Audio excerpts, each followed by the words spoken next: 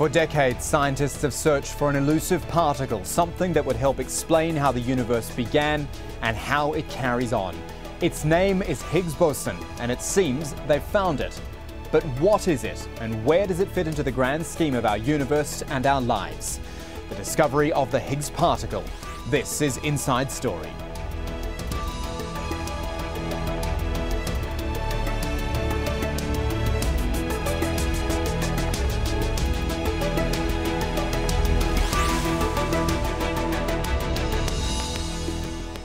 Hello, I'm Kamal Santamaria, trying to explain the beginnings of the universe in a 25-minute discussion program. It'll be quite a challenge for us today on Inside Story, but such is the significance and the excitement over the Higgs boson particle, which we will explain shortly, it warrants a good discussion about exactly where we all potentially came from.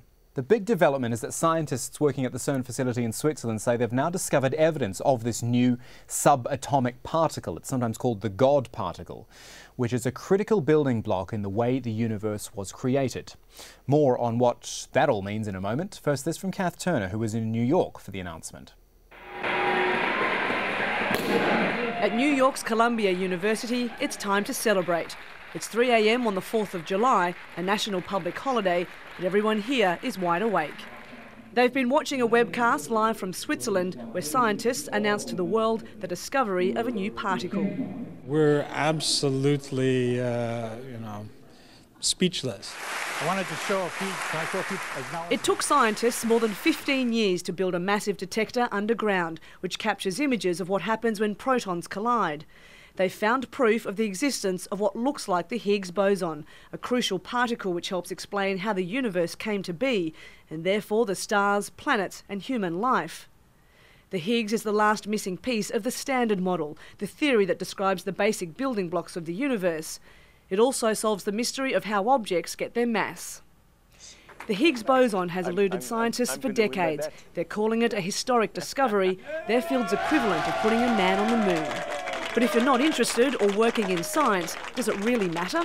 It may not improve your life tomorrow, but it will improve your life 50 years down the line. And there are many examples of that. For example, you could go back to the early days of electricity, when people were doing experiments on electricity, and somebody might have said in the audience, very interesting, but what does it have to do? How's it going to make my life better? Well, can you imagine living now without electricity? Veteran scientists say the Higgs announcement validates years of research and experiments. It also seems to have inspired the next generation of curious minds. I've been hearing since I was maybe 10 or 15, oh, we're going to find the Higgs. In a year now, we're going to find the Higgs. And it happened tonight while I was here, and I got to see it, and I'm just so excited. It might take years, maybe decades, before we see the full impact of the discovery of the Higgs boson in new technology. But for now, it's re-energised the scientific community and opened up a world of possibilities many thought they'd never see in their lifetime. Kath Turner, Al Jazeera, New York.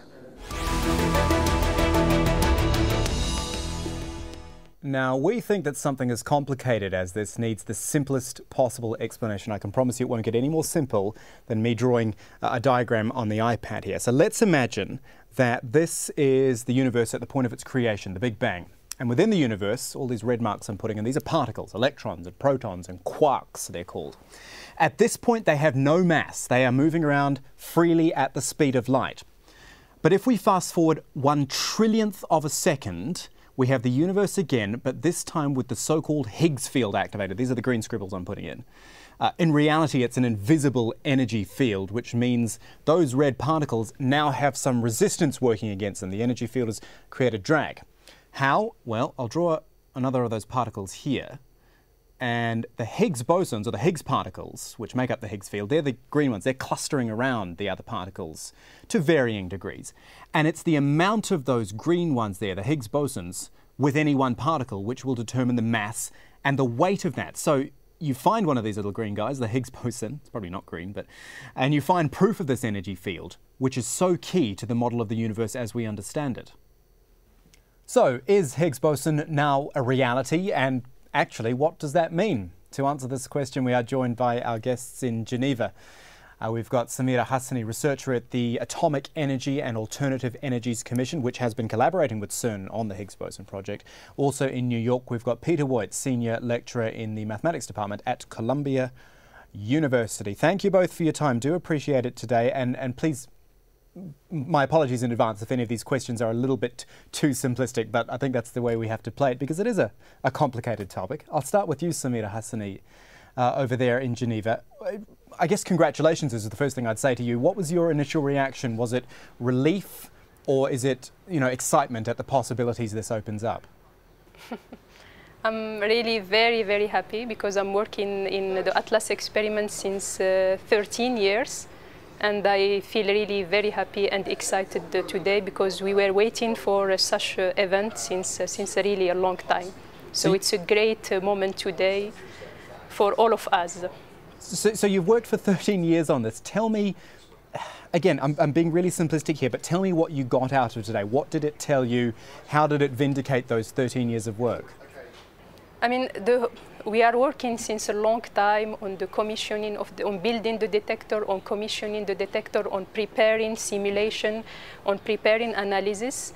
And since 2 years, we have accumulated enough data to start analyzing, searching for the Higgs. So today is just the results of all these years of work, of commissioning, of simulation, of data preparation, and so on. So now that we have enough data, we have 5 sigma evidence that the particle we have seen is the Higgs. I think the important thing you said there is that you talked about the search for the Higgs. So the search is over. Yes. Explain to our viewers, what do you do with it now?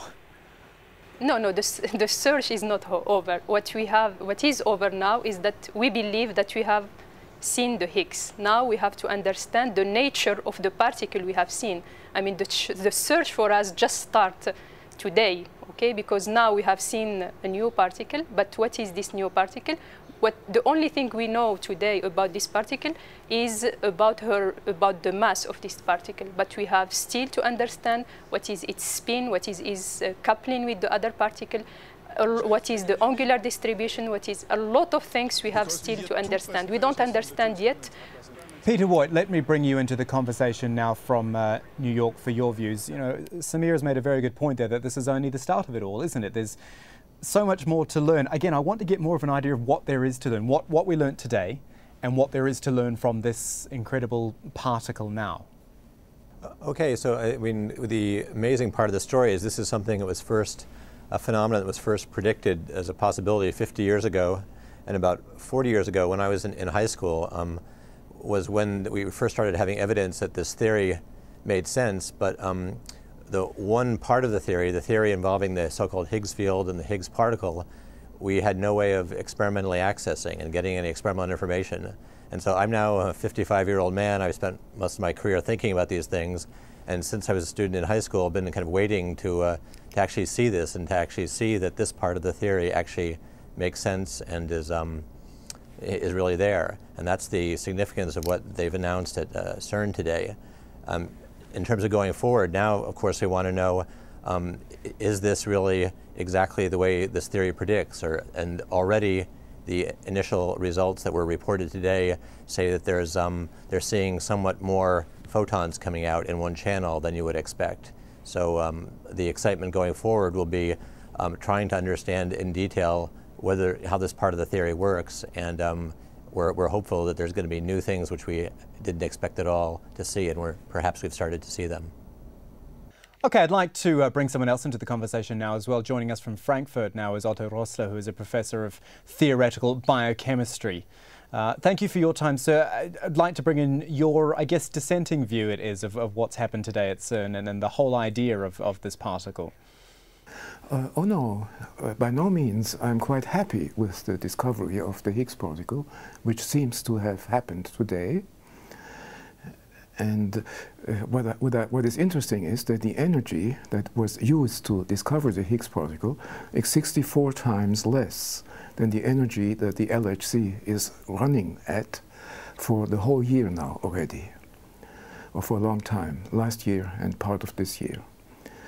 And this energy could be reduced, I would suggest, by a factor of 8 to make the experiment non-dangerous for the planet. Otherwise, it's a beautiful triumph of science. You think it was worth all? I mean, there must have been huge costs involved. Do you think it was worth it all? only if the energy is reduced immediately, and even then it might have been too costly because of the risks already incurred. Samira Hassani there in Geneva, I hope you heard what Otto was saying there about the energy. What's your response to that? Yeah, but maybe I can answer by another question. What is dangerous with the energy of the center of mass? I mean, the LHC was built to run at 14 TeV, and now the first year we have run at 7 TeV, and this year we have increased the center of mass energy to 8 TeV. So what is wrong and what is dangerous with the increase in the center of mass energy?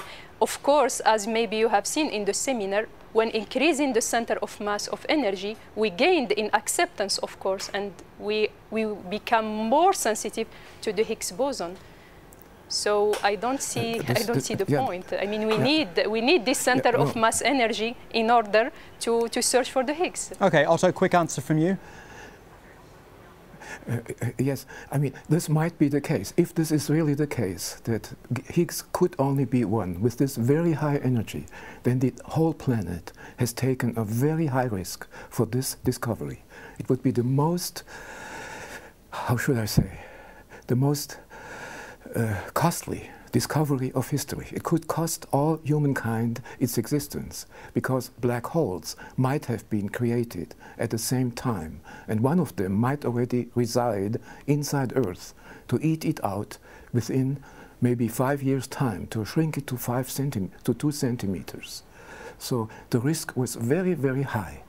And Professor Peter Higgs would be to congratulate, but maybe he says something about this danger. He has to defend CERN against the public opinion of a whole planet. This is what I would say. Okay, we've stepped into some other territory here about black holes.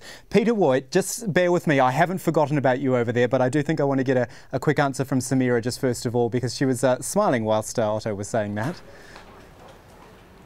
Yes, now I get the point. I mean, you were talking about the black holes that may be produced with such a high energy.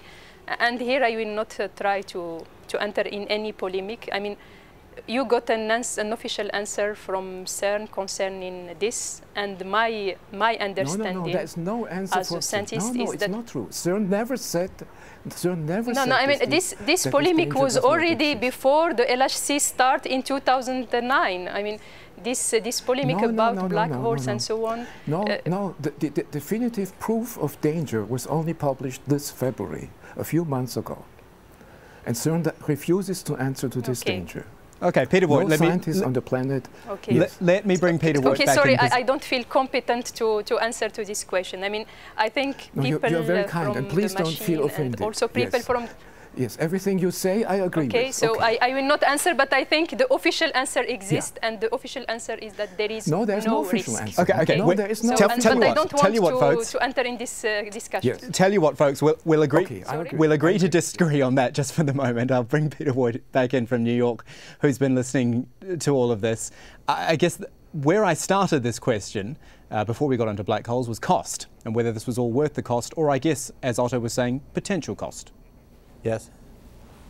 Wait, so which sort of cost are you talking about? The financial cost? Well, of the experiment? why don't we do both? Do the financial cost first. No, well, I mean, the financial cost of these experiments is certainly significant. You're talking about a $10 billion scale of this experiment. On the other hand, it's something that we've been doing for over 20 years. So the actual cost per year is not that large, and it's of a scale which society, the Western European and the U.S. Governments have decided is worthwhile to do this kind of fundamental investigation into physics, and so I think today has been shown a great success of this effort, and I think it's very, very well worthwhile the financial cost. Civilization has learned something very, very deep and very important about how our world works at a relatively small cost compared to many things, and I just would say that about the worries about black holes and these very speculative worries, those costs I actually don't believe in. I think there's not any reason to take those seriously. Those are very, very obscure theoretical speculations, which we have very good reasons to believe cannot possibly be true. So where did all the black hole talk come from? Because it is one of those things that, and maybe the media is to blame slightly here as well, it's a sort of a headline which comes up about this potential risk. Has it all been sort of blown out of proportion? Yes, and I think, but the theorists, I think, are also to blame. I mean, the other great thing that the LHC has shown us is that a whole range of speculative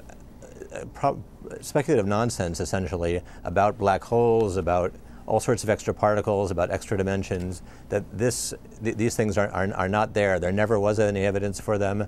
Many theorists, because they've been frustrated at not making progress and not having something to do, have kind of come up with these very speculative ideas, without any serious backing for them. And so the fact that theorists started talking about very obscure possibilities of producing black holes at the LHC is kind of what started all this. It then got blown out of proportion by the media also, but in some sense the theorists themselves are to blame for kind of bringing up these kind of very, very speculative ideas that actually have no backing. There really is there's no way you're going to produce black holes at the LHC. Why not having a dialogue here?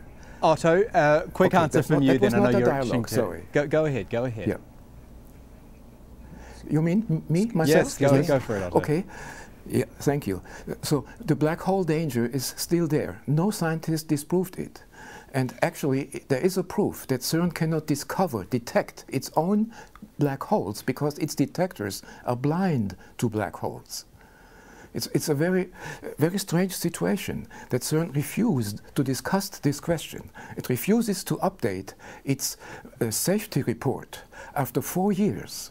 So the whole planet is forced into this. It is forced feeding. It's wonderful that we are being force-fed the Higgs boson now. But the risk, the cost is possibly infinite. This is why this has to be discussed. The machine has to be stopped immediately unless the energy is reduced by a factor of 8, as I said. Well, on that point, Samira Hasani, let me bring you back in, because, and correct me if I'm wrong here, but I have read that the LHC, as you've been calling it, the Large Hadron Collider, is actually going to be shut down for 2 years at the end of this year for more work on it or something. Is that going to hinder the progress that's been made, or have you got plenty to work on from here?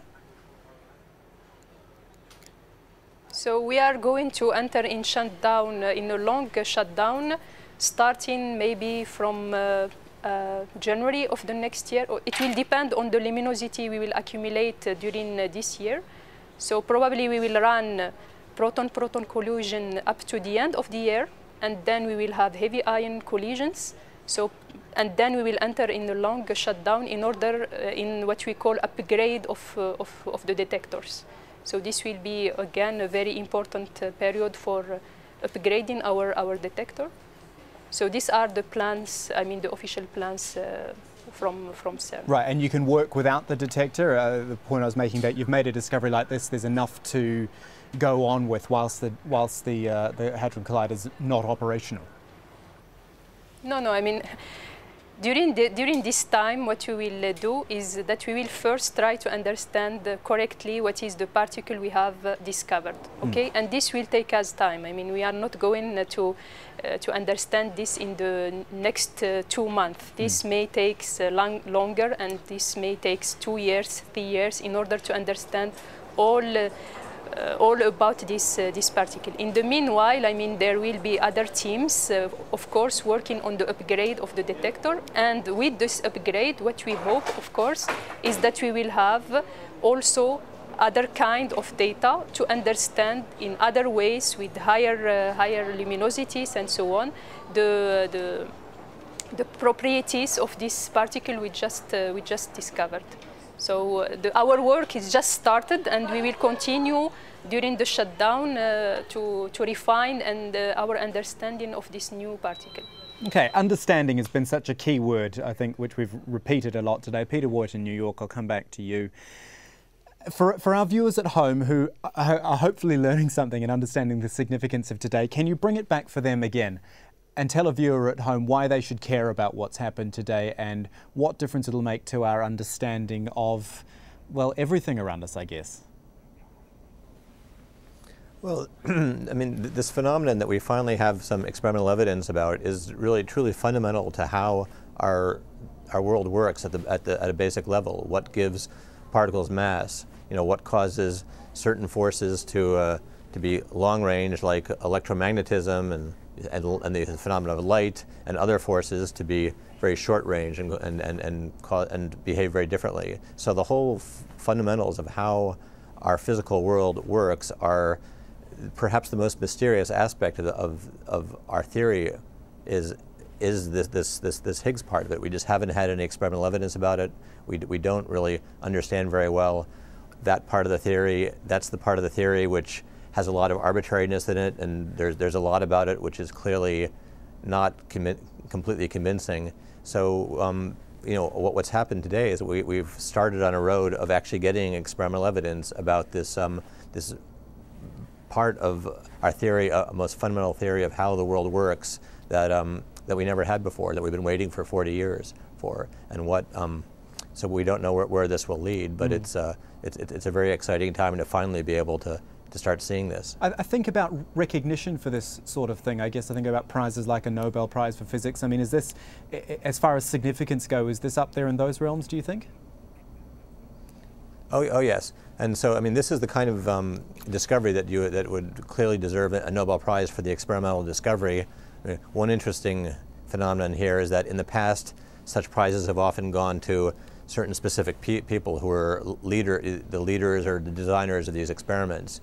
Here you have, I guess, 6,000 physicists working on those two big experiments. You also have all the people who designed and built the machine. So you have thousands and thousands of people, and there aren't certain specific leaders who you can point to. And it will be interesting to see if the Nobel Committee decides to reward this very large group in some way. Samira Hasani, let me come back to you. I'm sure you've heard what Peter's been saying and the excitement with which he speaks about this discovery. On a personal level, how does that make you feel? Peter said he's been waiting 40 years for this discovery to be made, and you've worked on it. How does that feel? You feel just very happy. I mean, I'm really very, very happy. And I mean, it's not myself working on this. I'm also happy with all the students that I have supervised working on this, all the postdocs also. I mean, we are always working on teams. So I'm really happy because of this collaboration with all these people. And okay. The only word I can find is just I am really very happy. I can see that. What's the next big thing for you then? I mean, obviously, as you say, it's a very long process and there's so much to discover, but is there another big hurdle? Is there another big goal now? Yes, I think for me the next step is to try to collaborate with the other, of course, Atlas members. But starting first from my student and postdocs, and that we start trying to understand the mass, the couplings, the decays, and so on. And I think this will be the aim of thousands of people again in the collaboration. So this is our next step, let's say. We'll probably be talking. As I said before, we are going first to collect more data, and this will give us more informations. And I think the real work will start by the end of the data taking, because then we will have enough statistics, and then we can start the real work. Must never stop learning, never stop discovering, isn't it? Thank you so much to all our guests. Samira Hasani there in Geneva. Otto Rossler was in Frankfurt, and also Peter Voigt in New York. Thank you, everyone, and thank you to you, our viewers, for joining us for Inside Story. You can send us feedback on this show or an idea for a future show if you like. InsideStory@aljazeera.net is our address. I'm Kamal Santamaria from the whole team. Thanks for joining us.